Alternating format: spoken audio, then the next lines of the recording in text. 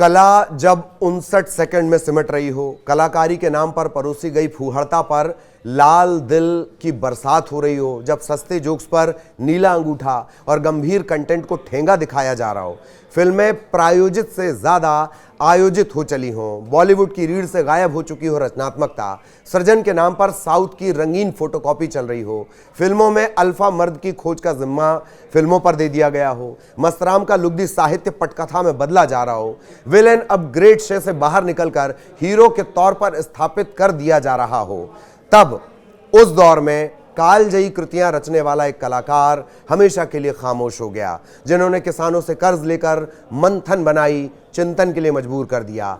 कुछ नाम लेना ही काफी है, सारा मामला आप समझ जाएंगे। अंकुर, जुबैदा, निशांत, मंथन, भूमिका, सरदारी बेगम, घेर बैठा गंगा, सूरज का सातवां घोड़ा, मम्मो। भारतीय सिनेमा के दिग्गज डायरेक्टर श्याम बेनेगल अब हमारे बीच नहीं है। उन्हें अंतिम विदाई देने का सिलसिला चल रहा है। आज उनका अंतिम संस्कार भी हो जाना है। काफी वक्त से वो बीमार थे। उन्होंने अंकुर, जुबैदा जैसी फिल्में बनाई थीं। भारत एक खोज जैसे लोकप्रिय सीरियल के निर्देशक भी थे। श्याम बेनेगल ने मुंबई के ब्रीच कैंडी हॉस्पिटल में भी उनका उपचार चला और आखिरी सांस उन्होंने ली तकरीबन 90 साल की उम्र में। भारत सरकार ने सिनेमा में उनके योगदान के लिए पद्मश्री और पद्म भूषण से उन्हें सम्मानित भी किया था। श्याम बेनेगल 70 के दशक के बाद के सबसे बड़े फिल्म मेकर्स में से एक थे। श्याम बेनेगल ने अपनी शानदार फिल्मों के लिए कई अवार्ड जीते। इसमें 8 नेशनल फिल्म अवार्ड हैं।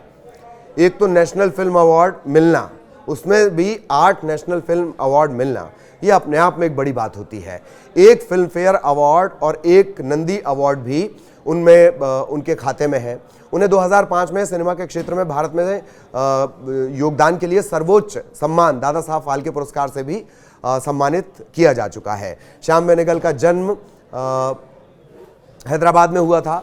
कॉपीराइटर के तौर पर उन्होंने अपना करियर शुरू किया था और डायरेक्टर ने 1962 में गुजराती भाषा में अपनी पहली डॉक्यूमेंट्री फिल्म घेर बैठा गंगा बनाई। उनकी पहली जो 4 फीचर फिल्में हैं उसमें कौन कौन सी हैं जो माइलस्टोन बन गई हैं वो भी आपको जान लेना चाहिए। अंकुर, निशांत, मंथन, भूमिका, ये दरअसल नए दौर के सिनेमा का प्रतीक बन गई थीं। श्याम बेनेगल ने 1990 के दौर में भारत की मुस्लिम महिलाओं पर केंद्रित फिल्में बनाई। इसकी शुरुआत मम्मो से हुई। ये फिल्म 1994 में रिलीज हुई थी और उन्होंने फिर सरदारी बेगम, जुबैदा, इससे भारतीय मुस्लिम महिलाओं के जीवन को बयान किया है। डायरेक्टर ने जुबैदा से बॉलीवुड के मेन स्ट्रीम सिनेमा में एंट्री की थी और इसमें बॉलीवुड स्टार करिश्मा कपूर ने अभिनय किया था। फिल्म का जो संगीत है ए आर रहमान ने तैयार किया था।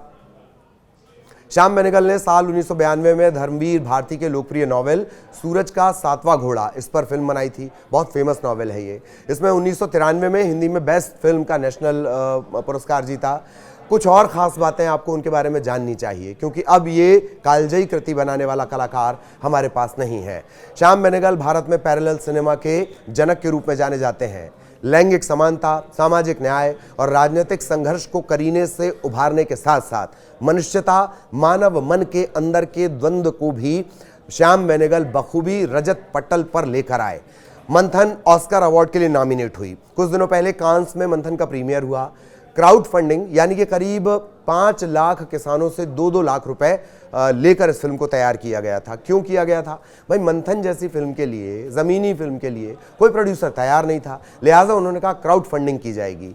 उनकी आखिरी फिल्म 2023 की Mujib the making of a nation रही, जो उन्होंने पीएम नरेंद्र मोदी और शेख हसीना के कहने पर बनाई। ये एक ऐसी इकलौती फिल्म होगी जिसे 2 देशों ने मिलकर प्रोड्यूस किया था। मंथन, मंडी, आरोहन, भूमिका, जुबैदा ऐसी फिल्में हैं जिनसे आगे फिल्म की पढ़ाई करवाई जाएगी। इन्हें 8 बार नेशनल अवार्ड मिला, जैसा कि हमने शुरुआत में जिक्र किया। और श्याम ने जो अपनी पहली फिल्म है वो अपने पिता के कैमरे से शूट की जब वो महज 12 साल के थे। तब उन्होंने अपने फोटोग्राफर पिता श्रीधर बी बेनेगल के दिए गए कैमरे से अपनी पहली फिल्म बनाई थी। श्याम बेनेगल का जन्म 14 दिसंबर 1934 में हैदराबाद के एक ब्राह्मण परिवार में हुआ। अर्थशास्त्र में उन्होंने पढ़ाई की। श्याम बेनेगल ने 24 फिल्में, 45 डॉक्यूमेंट्री और 15 एड फिल्म बनाई हैं।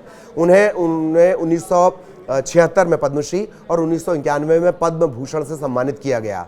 बेनेगल को 2005 में भारतीय सिनेमा के सबसे बड़े सम्मान दादा साहब फाल्के का अवार्ड दिया गया। ऐसे श्याम बेनेगल अब हमारे बीच नहीं हैं।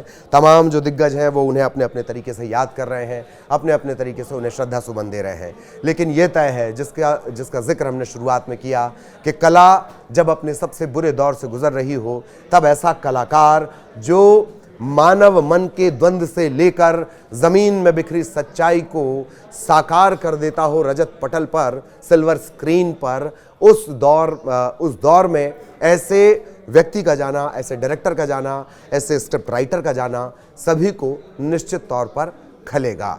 हमारी तरफ से भी श्याम बेनेगल को भावभीनी श्रद्धांजलि।